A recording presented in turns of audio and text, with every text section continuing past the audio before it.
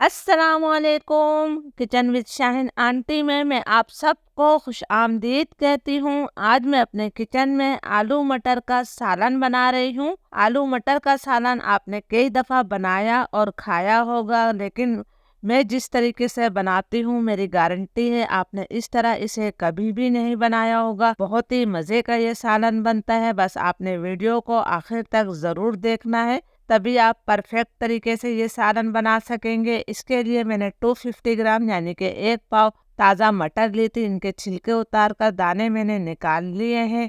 और ये 4 मैंने दरमियाने साइज़ के आलू लिए हैं, जिन्हें छोटे टुकड़ों में काट कर पानी में रखा हुआ है।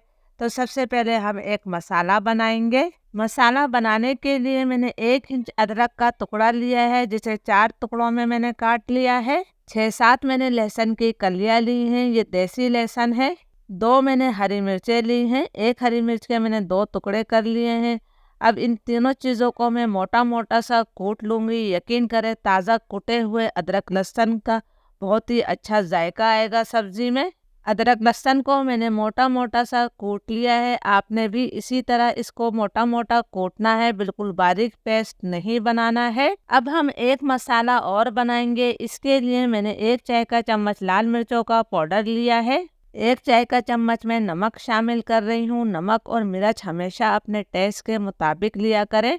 आधा चाय का चम्मच मैंने हल्दी पाउडर डाल दिया है। 1 खाने का चम्मच मैं इसके अंदर धनिया पाउडर शामिल कर रही हूँ। बाकी हमने चाय के चम्मच से मसाले लिए हैं। धनिया मैंने 1 खाने का चम्मच लिया है। 1 खाने का चमचा ही मैं इसके अंदर बेसन शामिल कर रही हूँ। बेसन हमने इसके अंदर क्यों डाला है ये मैं आपको आगे चलकर बताऊंगी। 1/4 कप मैं इसके अंदर पानी शामिल कर देती हूँ। अब तमाम मसालों को हमने अच्छी तरह से मिक्स कर लेना है। मसाले को मैंने अच्छी तरह से मिक्स कर लिया है। तो चलिए हम सब्जी बनाना शुरू करते हैं। बहुत ही मज़ेदार आलू मटर का सालन बनाने के लिए मैंने 1/4 कप तेल लिया है। तेल की मिकदार आप अपनी मर्जी से कम या ज़्यादा कर सकते हैं। तेल को मैं गरम कर लेती हूँ। तेल गरम हो गया है तो अब मैं इसके अंदर आलू शामिल कर रही हूँ। आलू का तमाम पानी मैंने निकाल दिया है। फ्लेम मेरा मीडियम टू हाई है। मीडियम टू हाई फ्लेम पर मैं आलू को इतनी देर तक फ्राई करूँगी कि इन पर अच्छा सा गोल्डन ब्राउन कलर आ जाए। जब हम आलू फ्राई कर लेंगे तो हमारी सब्जी का जायका कई गुना बढ़ जाएगा। आलू हमारे अच्छी तरह से फ्राई हो गए हैं। इन पर बहुत ही प्यारा गोल्डन ब्राउन कलर आ गया है। तो अब मैं तमाम आलू तेल से निकाल लेती हूँ। अब इसी तेल के अंदर मैं 1 चाय का चम्मच सफ़ेद ज़ीरा शामिल कर रही हूँ और ज़ीरे को अच्छी तरह से फ्राई कर लेते हैं ताकि तेल में इसकी अच्छी सी खुशबू आ जाए।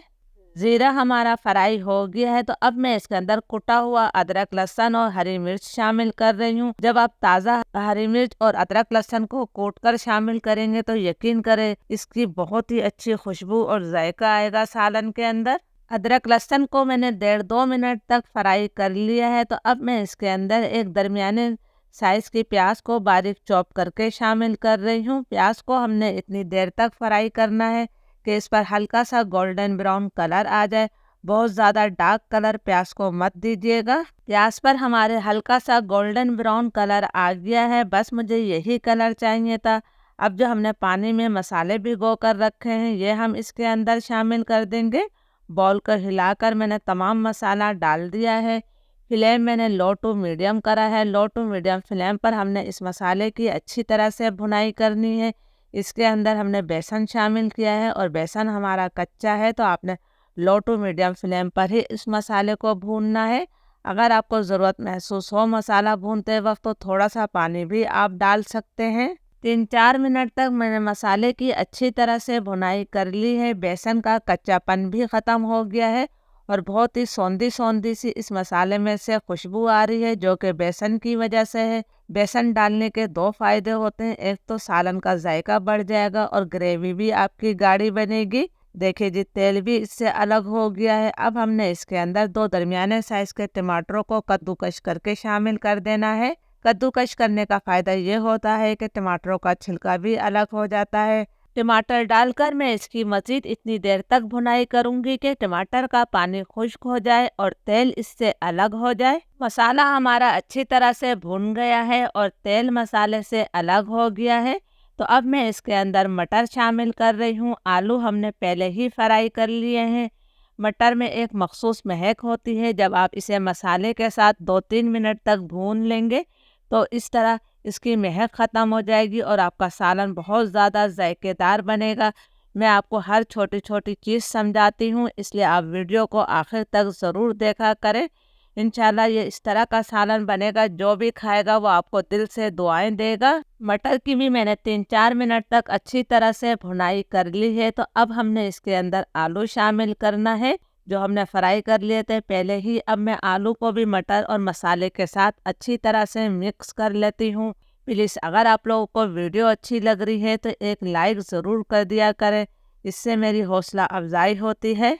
आलू को भी मैंने मसाले के साथ अच्छी तरह से मिक्स कर लिया है। तो अब हमने इसके अंदर पानी डालना है। पानी आपने इसमें इतना डालना है कि आपके आलू मटर अच्छी तरह से गल भी जाएं और जितनी आपको ग्रेवी चाहिए उतना आप पानी डाल सकते हैं। मैंने 1 कप पानी शामिल किया है, इसको मैंने अच्छी तरह से मिक्स कर दिया है। फ्लेम में लो टू मीडियम कर रही हूँ। लो टू मीडियम फ्लेम पर हम इसे ढककर 12 से 15 मिनट तक पका लेते हैं। लो टू मीडियम फ्लेम पर आलू मटर के सालन को पकते हुए तकरीबन 15 मिनट हो गए हैं। माशाल्लाह बहुत ही प्यारी इसमें से खुशबू आ रही है। आप देख सकते हैं कि बेसन की वजह से इसकी ग्रेवी भी गाढ़ी गाढ़ी है और बहुत ज़्यादा जायकेदार है। हम आलू भी चेक कर लेते हैं कि आलू हमारे अच्छी तरह से गले हैं या नहीं। माशाल्लाह आलू बहुत अच्छी तरह से गल चुके हैं।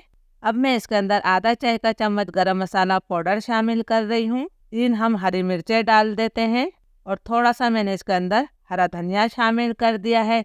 इसे भी मैं अच्छी तरह से मिक्स कर देती हूँ।